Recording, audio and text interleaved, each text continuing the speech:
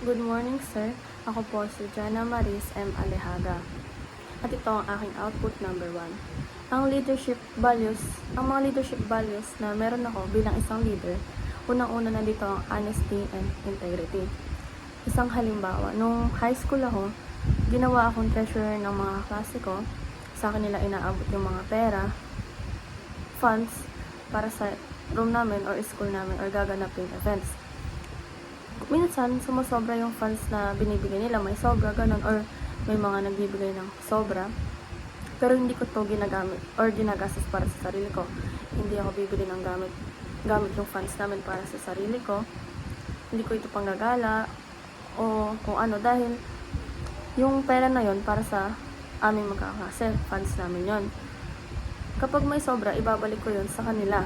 Hindi ko yung kukupitin, ganun. Kung ayaw naman nilang ipabalik, pag-uusapan namin kung saan namin gagastos yung pera. Kunwari, para sa room namin, need namin ng walis, ganun, yun yung pambibili namin.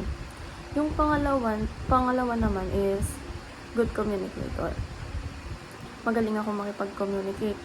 Kapag ginagawa akong leader, lagi ko kinakausap yung mga kagrupo ko ng maayos, binibigay ko yung task na gagawin nila ng maayos. Kapag may hindi nakakaintindi, ipapaintindi ko ito sa kanila para magawa namin yung project or yung pinakagagawin namin ng maayos.